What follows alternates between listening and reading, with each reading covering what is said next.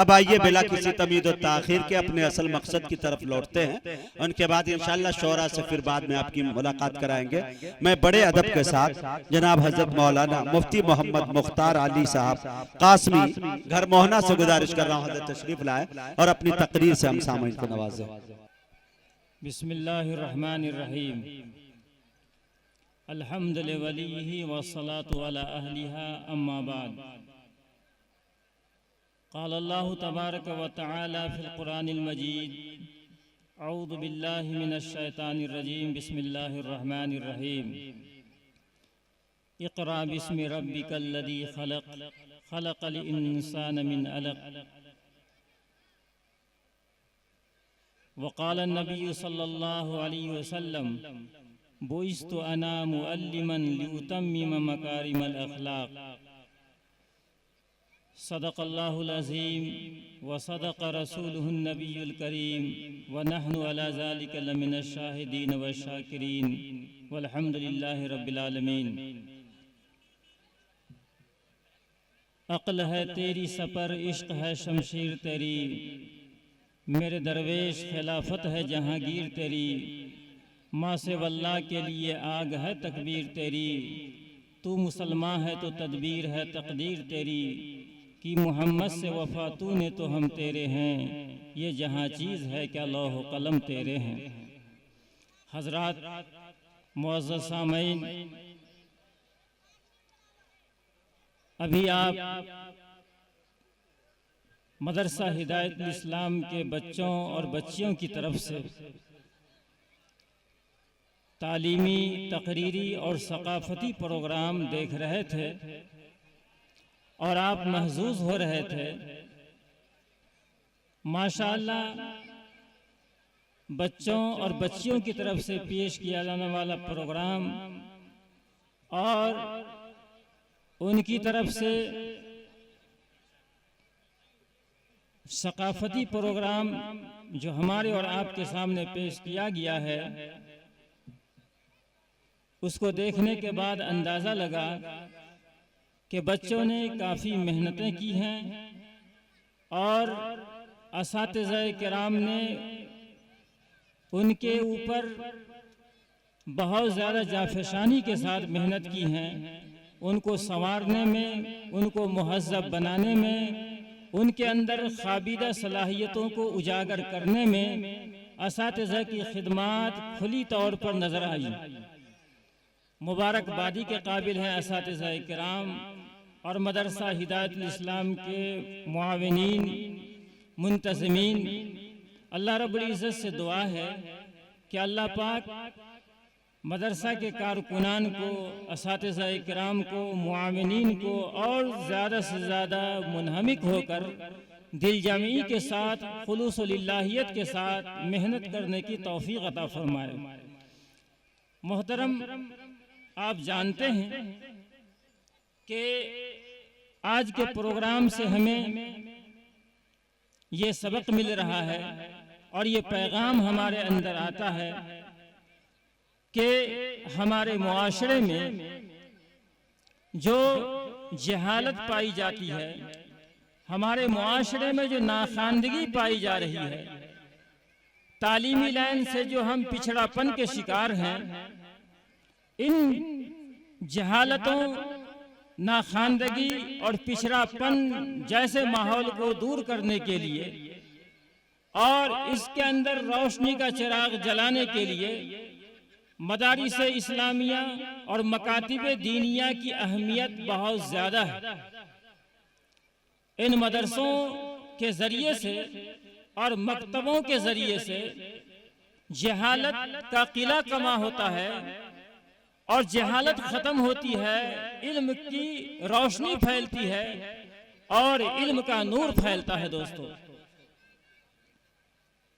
आप मज़ाहिबे दुनिया के अंदर जितने मज़ाहिब हैं, हज़रत आदम अलैहिस्सलातु वस्सलाम से लेकर और हुज़ूर सल्लल्लाहु अलैहि वसल्लम तक जितने मज़ाहिब दुनिया में आए और जितने पैगंबर दुनिया में तशरीफ़ लाए, उन पैगंबरों के ऊपर नाजिल होने वाली और उतरने वाली किताबों में किसी किताब में किसी किताब में तालीम को उतनी हैसियत नहीं दी गई जितनी हैसियत जनाब मुहम्मदुर रसूलुल्लाह सल्लल्लाहु अलैहि वसल्लम के ऊपर उतरने वाली किताब कुरान मुक़द्दस के अंदर दी गई है।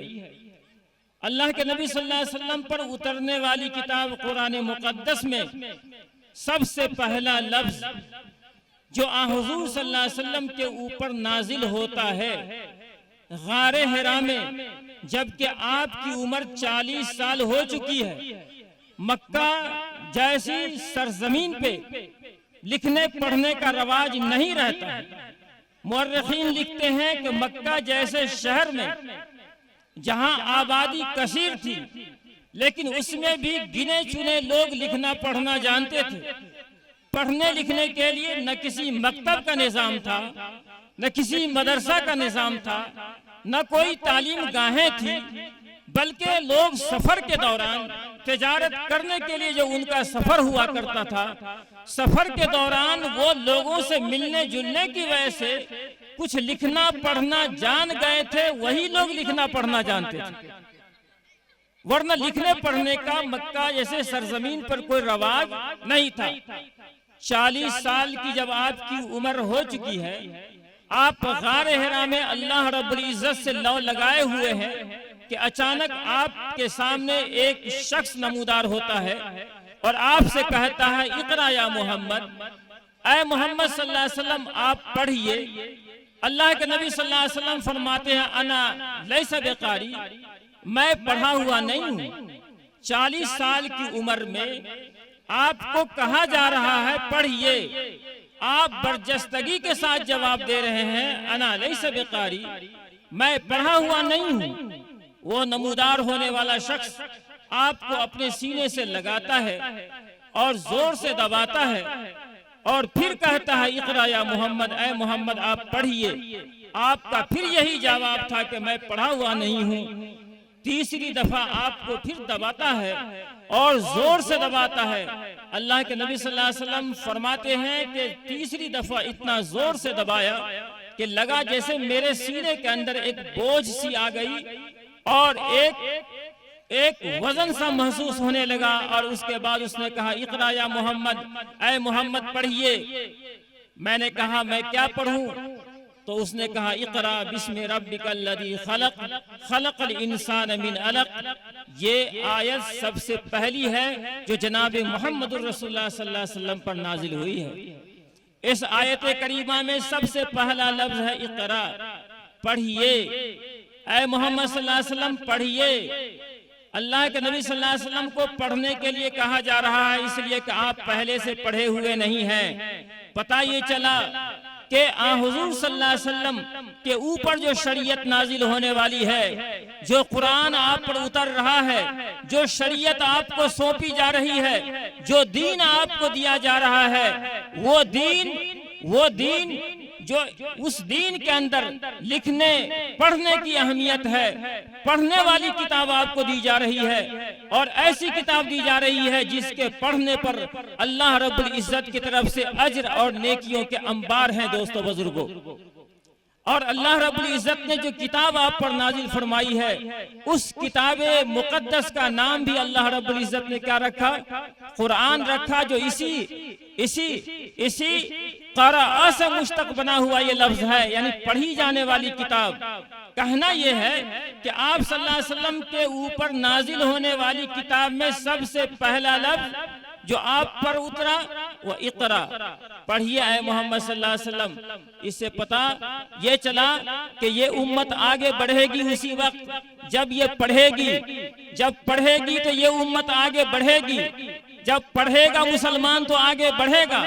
और जब तक मुसलमानों ने पढ़ना चाहा और पढ़ने में अपना वक्त लगाया, पढ़ने में अपना माल खपाया, पढ़ने में अपनी उम्र को लगाया, तो ये मुसलमान ईमान वाले तरक्की करता गया, लिख कर किताबों के अंबार लगा दिया। आप उलमाए किराम के वाक़ियात को पढ़िए, बुजुर्गान दीन के वाक़ियात जिंदगी को पढ़िए, आप असलाफ की जिंदगी को खंगाल कर देखिए कि उन्होंने पढ़ने में कितनी मेहनतें की हैं, कितना वक्त लगाया है, कितनी जाफेशानी की है, कितनी कुर्बानियां दी है। आप हैरान रह जाएंगे, दंग रह जाएंगे कि वाकई जो अल्लाह रब्बुल इज्जत का पहला पैगाम था इकरा, उस लफ्ज इकरा के पैगाम पर हमारे असलाफ ने हक बजानी व अमल किया है।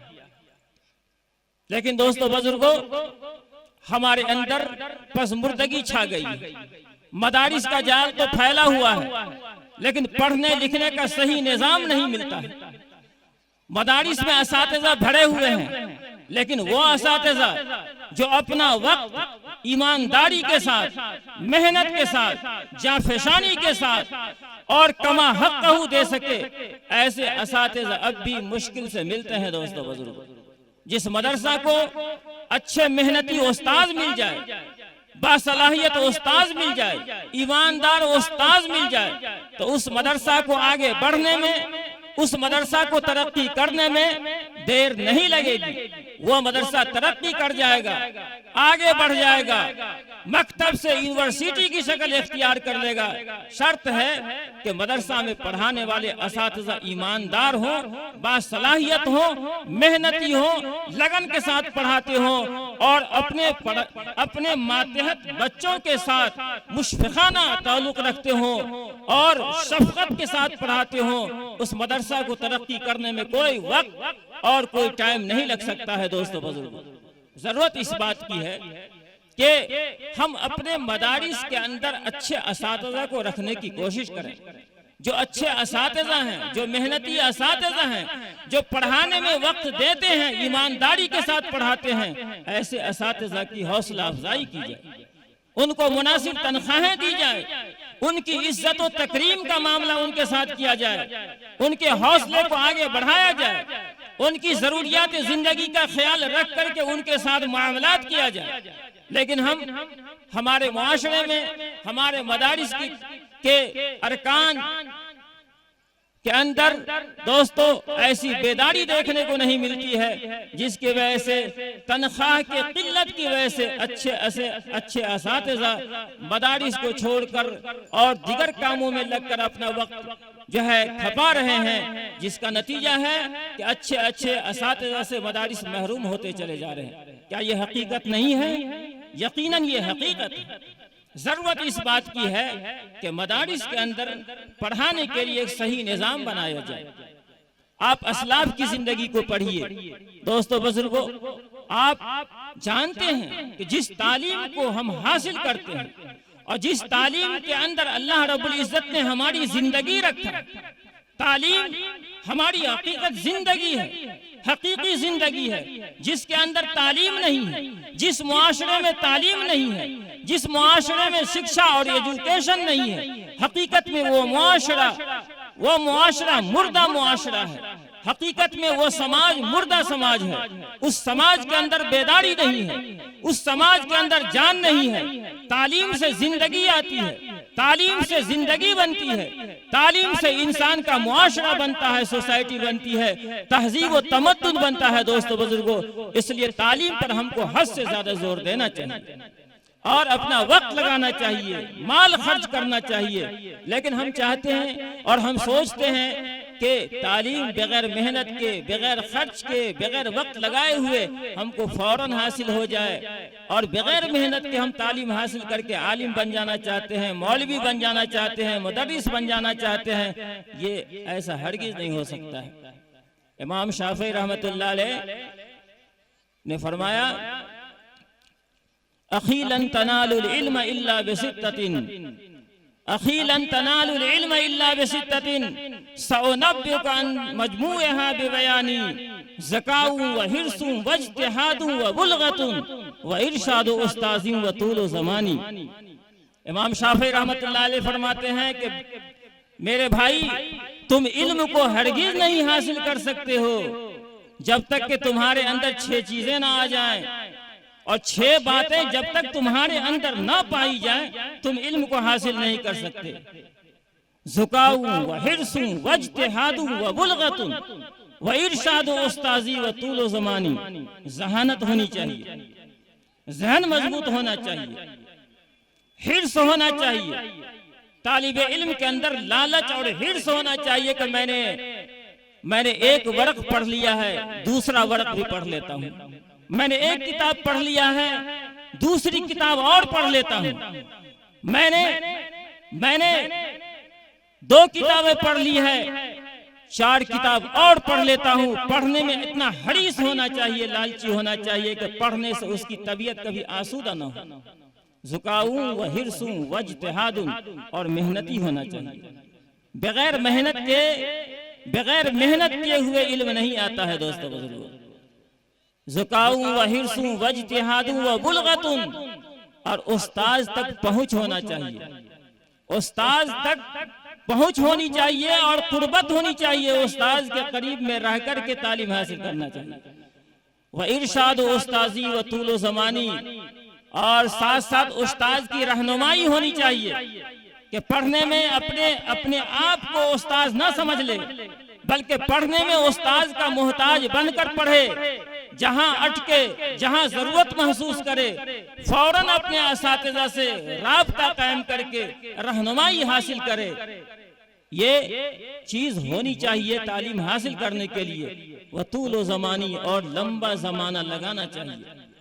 तालीम हासिल करने में लंबा जमाना लगाना चाहिए, लंबी मुद्दत लगानी चाहिए, तब जाकर के ये तालीम आ सकती है, ये इल्म आ सकता है। फरमाया कलीलुम मिनका यकफीनी वलाकिन, कलीलुम मिनका यकफीनी वलाकिन कलीलुका ला युकाल लहू कलीलु। आप बहुत मेहनत करेंगे, लंबा वक्त लगाएंगे और जाफेशानी के साथ अपनी उम्र को कुर्बान करेंगे, तब जाकर के इल्म आपको थोड़ा सा आएगा, थोड़ा इल्म आएगा। इसलिए फरमाया गया कि इल्म, दुनिया में सबसे ज्यादा बखील इल्म होता है कि आप अपना वक्त लगा दो, उम्र लगा दो, धन लगा दो, तन लगा दो, माल लगा दो, सब कुछ कुर्बान कर दो, तब जाकर के थोड़ा सा हासिल होगा इल्म। लेकिन जो थोड़ा हासिल होगा उसी के बारे में शायर कह रहा है कलीलु मिनका यकफीनी वलाकिन, कलीलु मिनका यकफीनी वलाकिन कलीलु का ला युकाल लहू कलीलु, कि तुम्हारी तरफ से जो थोड़ा सा इल्म मुझे मिल गया है, ये थोड़ा सा इल्म ही मुझे किफायत कर जाता है। इसलिए कि तुम्हारे थोड़ा को थोड़ा नहीं कहा जा सकता है। दूसरा शायर ने कहा वइज़ा अक़ल्ल बखीलु अज़रतुहु, वइज़ा अक़ल्ल बखीलु अज़रतुहु इन्नल क़लील मिनल बखील कसीरु। जब किसी बखील की तरफ से मुझे थोड़ा सा मिलता है, मैं किसी बखील के पास हाथ फैलाता हूँ और वो मुझे थोड़ा देता है, तो मैं उसको थोड़ा नहीं समझता, मैं उसको घटिया नहीं समझता, मैं उसको माजूर समझता हूँ। इसलिए कि बखील की तरफ से थोड़ा मिल जाना भी बहुत होता है। तो इल्म सबसे ज्यादा बखील है जब मेहनत करेंगे, वक्त लगाएंगे, माल खर्च करेंगे, दौलत खर्च करेंगे और उम्र खपाएंगे, तब जाकर के थोड़ा हासिल होगा। यही थोड़ा हमें दुनिया और आखिरत में इज्जत से नवाजेगा, दुनिया और आखिरत में सुरखरू बना देगा, मुआशरे में हमारे चेहरा को रोशन कर देगा। लोग, समाज के लोग सर का ताज बनाकर इज्जत से नवाजेंगे। दोस्तों बुजुर्गों, ये थोड़ा सा इल्म जो हासिल हुआ है दोस्तों, ये बड़ी कदर की चीज है। इसलिए ये थोड़ा सा इल्म भी हासिल करने के लिए हमें गुनाहों से बचना जरूरी है। इमाम शाफी रहमतुल्लाह अलैह ने अपने उस्ताद हजरत वकी रहमतुल्लाह अलैह से, जो बड़े इमाम हैं, वकी बिन जर्राह, हदीस के बड़े इमाम हैं, उनसे इमाम शाफी रहमतुल्लाह अलैह ने शिकायतन सवाल फरमाया, पूछा। क्या पूछा? इमाम शाफी रहमतुल्लाह अलैह के हाफिज़ा का ये आलम था कि 6 महीना के अंदर कुरान करीम के वो हाफिज हो गए थे, पूरे मानी के साथ हाफिज हो गए थे। इतना मजबूत हाफिजा है, इतना मजबूत ज़हन है, और उसके बाद फिर भी शिकायत है कि मेरा हाफिजा कमजोर क्यों है। अपने उस्ताद के पास गए, वकी के पास, वकी बिन जर्राह से पूछा कि हजरत मुझे कुछ बतला दीजिए, कुछ ऐसा नुस्खा बतला दीजिए ताकि मेरा ज़हन मजबूत हो जाए। और मैं जो याद करूं मुझे याद हो जाए। तो हजरत ने क्या जवाब दिया? कहते हैं शकौतु इला वकी इंसु व हिफ्जी, शकौतु इला वकी इंसु व हिफ्जी फौसानी इला तरकिल मासी फ़इन्नल इल्म नूरुम मिन इलाहिन व नूरुल्लाहि ला युअता लिआसी। मैंने अपने उस्ताद हजरत वकी रहमतुल्लाह अलैह के पास जाकर ये शिकायत की कि मुझे सूए हिफ्ज़ है, इससे बचने के लिए कुछ नसीहत फरमा दीजिए। तो मेरे उस्ताद ने फरमाया कि अगर तू चाहता है कि तेरा जहन मजबूत हो जाए, तुम्हारा जहन तेज हो जाए, कवी हो जाए, तो फौसानी इला तरकिल मासी, मेरे उस्ताद ने मुझे वसीयत किया कि गुनाह छोड़ दो, गुनाह छोड़ दो, गुनाह का काम करना छोड़ दो। इसलिए कि फ़इन्नल इल्म नूरुम मिन इलाहिन, इसलिए कि इल्म जो है ये अल्लाह का नूर है, इल्म अल्लाह का नूर है। व नूरुल्लाहि ला युअता लिआसी, और अल्लाह का नूर किसी गुनाहगार को नहीं मिलता है। लिहाजा जो इल्म के मैदान के शहसवार हैं, जो इल्मी लाइन से लगने वाले लोग हैं, चाहे तलबा हो या असातिज़ा हो या तालिबात हो या स्कॉलर हो, जो भी इल्मी मैदान में लगकर काम कर रहे हैं, अगर वो अपना नाम चाहते हैं, अगर वो अपना चाहते हैं कि मुझे एक मकाम मिल जाए, इल्म की बुलंदियों पर पहुंच जाए, इल्म उनके दिमाग के अंदर महफूज हो जाए, तो उनके लिए लाजिम है कि वो अपनी जिंदगी को गुनाह से पाक साफ करें, गुनाह से अपने आप को बचाएं। इसलिए कि अल्लाह का नूर गुनाहगारों को नहीं मिलता है दोस्तों बुजुर्गों। और दूसरी बात यह अर्ज करना है कि मदारिस इस्लामिया के अंदर देखा जाता है कि जहां अच्छा काम होने लगता है, अच्छी पढ़ाई होने लगती है, अच्छा निजाम बनने लगता है, बच्चे पढ़कर निकलने लगते हैं और एक सही मेयार का मदरसा बन जाता है, तो शैतान भी वहां पर अपनी चाल चलना शुरू कर देता है और तरह तरह के इख्तलाफात डालकर कारकुनान के अंदर, असातिज़ा के अंदर, अराकीन के अंदर, मुंतज़मीन के अंदर इख्तलाफात को डालकर मदरसा को कमजोर कर देता है। बल्कि बाज़ दफा ऐसा होता है कि मदरसा बंद होने की नौबत आ जाती है। क्या ये हकीकत नहीं है? हकीकत है। इसलिए जरूरत है कि हम इत्तेहाद इत्तफाक के साथ, यकजहती के साथ, मेल मोहब्बत के साथ एक दूसरे का लिहाज करते हुए हम मदरसे के अराकीन को, मदरसे के कारकुनान को हम सपोर्ट करें, उनका ताउन करें, छोटे मोटे इख्तलाफात से बचकर हम खैर सगाली का माहौल बनाकर और अमन का माहौल बनाकर मदरसा को आगे बढ़ाने की कोशिश करें। इसलिए कि जब कोई चीज तरक्की करती है तो उसके हासिदीन भी बढ़ जाते हैं, उसके हासिदीन भी बढ़ जाते हैं और उसमें उसको कमजोर करने के लिए इख्तलाफात का शिकार करके उसको कमजोर करके रख देते हैं। इसलिए हमें इन चीजों से, इख्तलाफात से बचना चाहिए और मेल मोहब्बत के साथ हमको मदरसा को सपोर्ट करना चाहिए, उसमें ताउन करना चाहिए, अपने बच्चों को देना चाहिए। वरना अगर हमारे इख्तलाफात की वजह से अगर खुदा न खास्ता अगर ये नौबत आ जाती है कि मदरसा बंद हो जाता है या उसकी तालीमी मेयार घट जाता है या उसमें अबतरी आ जाती है, तो इससे बड़ा खसारा हो सकता है। और ना जाने कि उसमें पढ़ने वाला कोई मुहद्दिस बनेगा, कोई मुफस्सिर बन सकता है, कोई मुनाजिर बन सकता है, कोई मुफ्ती और काजी बन सकता है।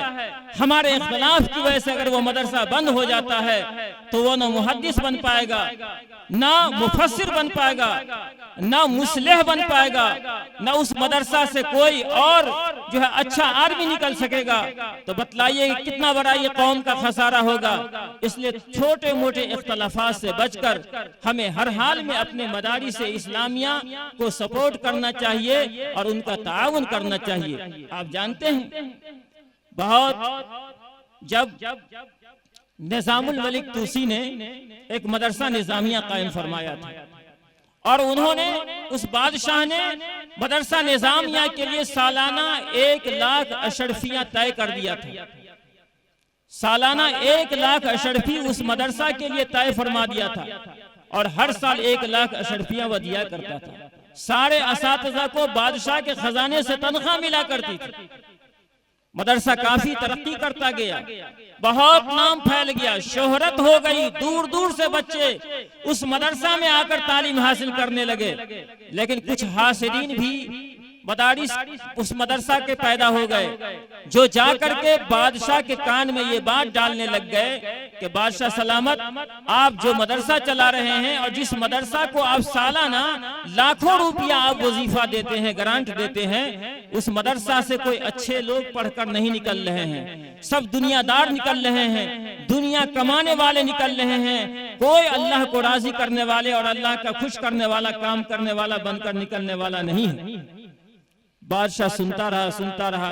एक दिन लिबास बदला और बादशाह सोचा कि क्यों ना मैं जाकर खुद प्रैक्टिकल करके देख लूं कि वाकई बच्चों के अंदर क्या माहौल है। बादशाह ने फकीराना लिबास लगाया और रात का वक्त था, मदरसा के अहाते में वो घुसा, देखा कि बच्चे अपने अपने कमरों में पढ़ रहे हैं। एक तालिब इल्म के पास पहुंचा और कहा कि बेटा तुम्हारा क्या नाम है? उसने कहा कि मेरा नाम अहमद है। कहा क्या पढ़ते हो? उसने अपने किताब का नाम बताया। कहा किस दर्जा में पढ़ते हो? क्लास का नाम बताया। कहा कहां से आए हो? उसने अपने शहर का नाम बताया। उसके बाद बादशाह ने कहा कि तुम्हारे पढ़ने का क्या मकसद है? उस तालिब इल्म ने कहा कि मेरे पढ़ने का मकसद ये है कि मेरे वालिद काजी हैं और अगर मैं पढ़ लेता हूँ तो बाप की जगह मैं ले लूंगा और मैं भी काजी बन जाऊंगा, इलाका के लोग मुझको चाहने लगेंगे, हदिये तहफ़ की बरसात हो जाएगी और मैं माला माल हो जाऊंगा। बादशाह सलामत को जो पहले से कान में शिकायत पड़ती हुई आ रही थी, बादशाह ने बिल्कुल फैसला कर लिया कि हमारे कान में कहने वाले जो कह रहे थे कि मदरसा में पढ़ने वालों की नीयत सही नहीं है और कोई अच्छी नीयत से तालीम नहीं हासिल कर रहा है, बिल्कुल उसने सही कहा था। और आगे बढ़े, एक तालिब इल्म से और पूछा, उसने भी कोई दुनियावी ही गरज बतलाई। उसने कहा कि मेरे वालिद गवर्नर हैं और अगर मैं पढ़ लूंगा तो मैं भी गवर्नर बन जाऊंगा और मैं भी बहुत माल कमाऊंगा, लोगों की मर्जाइयत मेरे पास हो जाएगी, लोगों का रुजूए आम मेरे पास होगा और मेरा नाम रोशन हो जाएगा। गर्जे के कई बच्चों से जब इंटरव्यू लिया तो बादशाह फैसला कर लिया कि मैं सालाना जो लाखों रुपया इस मदरसा को ग्रांट के तौर पर दिया करता था, अब मैं नहीं दूंगा, इसलिए कि मेरा सारा पैसा बर्बाद जा रहा था, बेकार जा रहा था, वो बेकार जा रहा था और कोई भी पढ़ने वाला अल्लाह को राजी करने के लिए यहाँ पढ़ नहीं रहा। तय कर लिया। जब मदरसा से निकलने लगा तो देखा कि एक चिराग टिमटिमा रहा है, उसकी रोशनी धीमी है और उस धीमी रोशनी में एक बच्चा, एक लड़का बैठ करके पढ़ रहा है। बादशाह सोचा कि चलते चलते इससे भी पूछ लेता हूँ कि ये क्यों पढ़ने आया है। उसके पास गया और सलाम किया, कहा अस्सलामु अलैकुम। उसने तवज्जो नहीं किया, नजदीक में जाकर बैठ गया और उसने पूछा कि बेटा तुम क्या करते हो? उसने कहा कि मैं पढ़ रहा हूँ, मेरे पढ़ने में आप खलल मत दीजिए, मेरा सबक जो है ये बहुत अहम सबक है, मुझको पढ़ लेने दीजिए। कहा बेटा बाद में पढ़ना, लेकिन मैं जो कहना चाहता हूँ, पूछना चाहता हूँ, सही सही जवाब देना कि तुम्हारा नाम क्या है? उसने कहा मेरा नाम अहमद है। कहा कहाँ से आए हो? कहा कि मैं तूस ग़िज़ाल से आया हूँ। कहा तुम क्यों पढ़ते हो? तुम क्यों पढ़ने आए हो? तुम्हारे इस पढ़ने का क्या मकसद है? उसने कहा कि मेरे पढ़ने का मकसद ये है कि अल्लाह रब्बुल इज्जत ने दुनिया में बेशुमार नेमतें अता की है और अल्लाह रब्बुल इज्जत ने हमें दुनिया में जो भेजा है, अल्लाह रब्बुल इज्जत किस चीज से मेरा खुदा राजी होता है और किस चीज से मेरा खुदा नाराज होता है, मेरे खुदा की निगाह में कौन सी चीज मायूब है और कौन सी चीज महबूब है, मैं उस वक्त तक नहीं जान सकता जब मैं पढ़ न लूं। मैं इसलिए पढ़ रहा हूं ताकि पढ़ करके मैं उस चीज पर अमल करूं जिससे मेरा खुदा राजी होता है और मैं उस चीज से बच जाऊं जिससे मेरा खुदा नाराज होता है, इसलिए मैं तालीम हासिल करता हूँ। बादशाह सलामत ने उसको अपने सीने से लगाया और कहा कि तमाम बच्चों के जवाब से मैं मायूस हो गया था और मैंने तहिया कर लिया था कि मैं मदरसा को बंद कर दूंगा, लेकिन सिर्फ तुम्हारे एक तालिब इल्म, तुम तालिब इल्म के जवाब से मैं मुतमईन हो गया और मेरा जो इरादा था मैं अपने उस इरादे से मैंने तौबा कर लिया।